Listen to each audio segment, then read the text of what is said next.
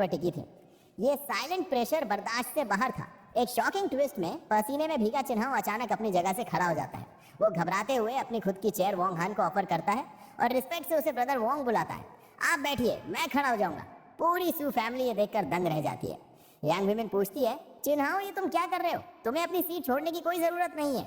Wong हान जैसा आदमी हमारे डिनर टेबल के लायक नहीं है।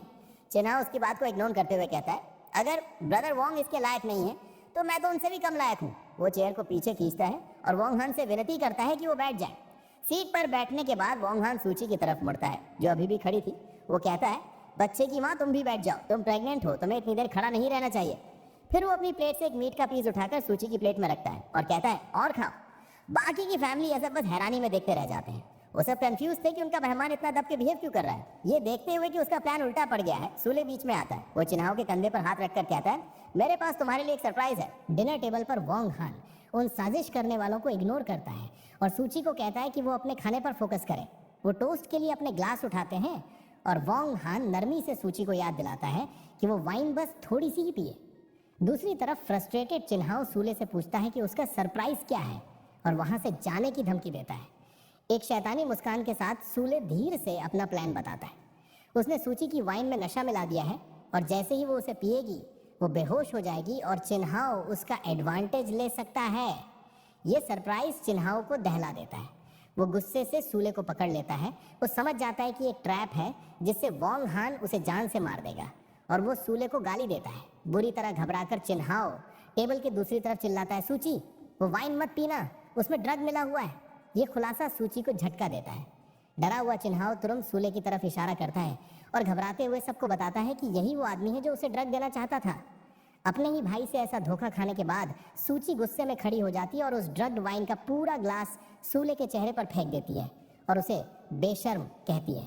पूरी तरह भीगा और बेइज्जत होकर सूले की बोलती बंद हो जाती है। अपनी वाइफ की सेफ्टी पर हमले की कोशिश से वोंग हान के अंदर एक भयानक गुस्सा जाग जाता है। उसकी आंखें गुस्से से लाल हो जाती हैं। वो उस हक्के बक्के सूले को उसकी शर्ट से पकड़ता है, उसे लिटिल बैट कहता है और उसके चेहरे पर एक ही ताबड़तोड़ पंच मारता है।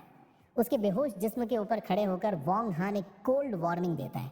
वो कसम खाता है कि अगर सूले ने आइंदा उसकी वाइफ को हाथ लगाने की हिम्मत की तो वो उसे जान से मार देगा। अपनी फैमिली के धोखे से नफरत करते हुए सूची डिक्लेयर करती है कि ये घर गंदगी से भर गया है। वो और वोंग हान मुड़ते हैं और वहाँ से निकल जाते हैं, पिटे हुए सूले को ज़मीन पर पड़ा छोड़कर। उनके जाते ही सूले के पेरेंट्स अपने बेटे के पास भागते हैं और घबराहट में पूछते हैं कि वो ठीक तो है।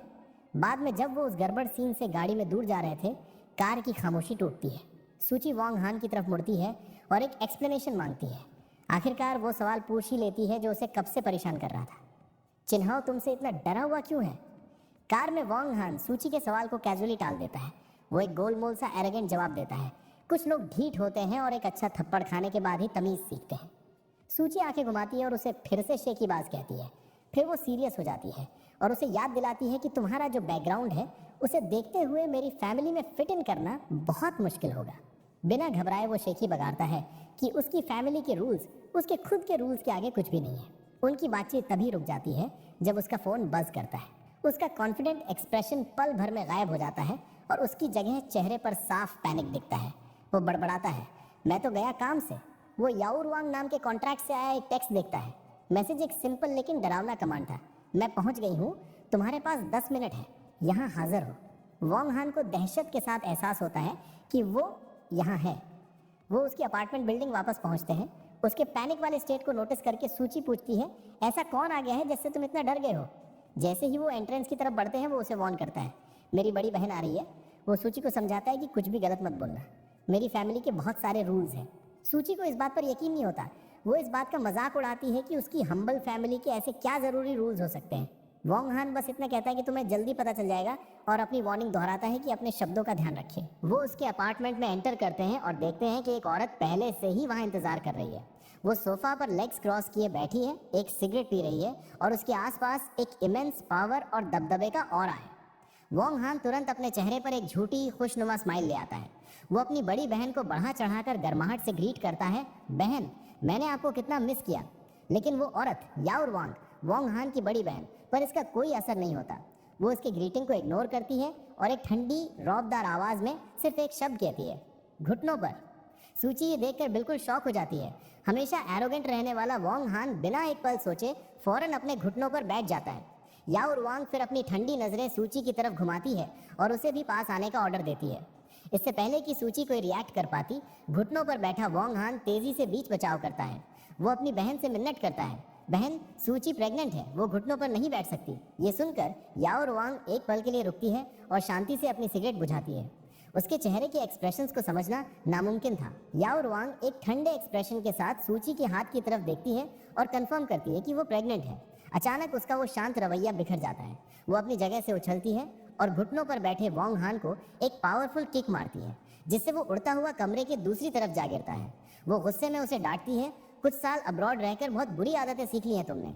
जब हक्का बक्का वांग हान जमीन पर बैठा अपनी सफाई देने की कोशिश करता है, वो उसके ऊपर झुकती है और ऐलान करती है कि उसे बोलने की परमिशन मिलने से पहले फैमिली पनिशमेंट मिलेगी। ये देखकर सूची तुरंत आगे बढ़ती है और वांग हान को बचाने के लिए उनके बीच खड़ी हो जाती है। वो अपनी बाहें फैलाकर वांग हान को शील्ड करती है। वो याओ रुआंग को कन्फ्रंट करती है, मैं तुम्हारे फैमिली रूल्स नहीं जानती, लेकिन ये बिल्कुल गलत है कि तुम उसे बिना ये जाने मार रही हो कि उसने आखिर गलत किया क्या है। याओ रुआंग शांति से एक्सप्लेन करती है कि वांग फैमिली के रूल्स बहुत सिंपल सद्गुण हैं, जैसे दया और ईमानदारी। सूची उसे चैलेंज करती है, तो बताओ उसने इनमें से कौन सा रूल तोड़ा है। बड़े ठंडे अंदाज में वो उसकी 3 गलतियां गिनाती है। पहला, अपने बड़ों को इन्फॉर्म किए बिना शादी करना बदतमीजी है। दूसरा, शादी से पहले एक लड़की को प्रेग्नेंट करना अनैतिक है। और तीसरा, एक ऐसी पार्टनर ढूंढना जो उसके लायक नहीं है, ना समझी है। ये आखिरी बेइज्जती सूची को गुस्सा दिला देती है। वो अपने हाथ बांधकर पूछती है, तो तुम्हारे भाई के लायक आखिर कैसी इंसान होगी। याओ रुआंग फिर उन इनक्रेडिबली हाई स्टेटस औरतों की लिस्ट गिनवाना शुरू करती है जो उनकी फैमिली ने उसके लिए अरेंज की थी और जिन सबको वांग हान ने रिजेक्ट कर दिया था। वो चू फैमिली की बेटी, एक मिलिट्री एल्डर की पोती और यहाँ तक कि म्याओ क्लैन की होली मेडन का भी जिक्र करती है। मामले को बिगड़ता देखकर वांग हान घबराते हुए बीच बचाव करने की कोशिश करता है। वो अपनी बहन से मिन्नत करता है कि वो सूची को भड़काना बंद करे और उसे याद दिलाता है वो प्रेग्नेंट है। लेकिन सूची अब बहुत सुन चुकी थी। वो अचानक उन दोनों से कहती है, अपना ये एक्ट बंद करो। एक तंज भरी हंसी के साथ वो कहती है कि वो इनके इस बच्चीकाना परफॉर्मेंस को अच्छी तरह समझ गई है।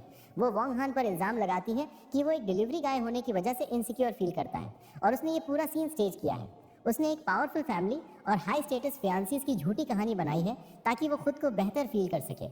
वांग हान घबराहट में मना करता है कि ये कोई एक्ट नहीं है, लेकिन सूची उसकी एक नहीं सुनती। वो कहती है कि उनका बिहेवियर बहुत इमेच्योर है और वो नहीं चाहती कि उसका बच्चा ऐसे माहौल में पैदा हो। इतना कहकर वो डिक्लेयर करती है कि वो बेबी के पैदा होने के बाद ही उससे कांटेक्ट करेगी और वहाँ से चली जाती है। दरवाज़ा उसके पीछे बंद हो जाता है और परेशान वांग हान बस उसका नाम पुकारता रह जाता है।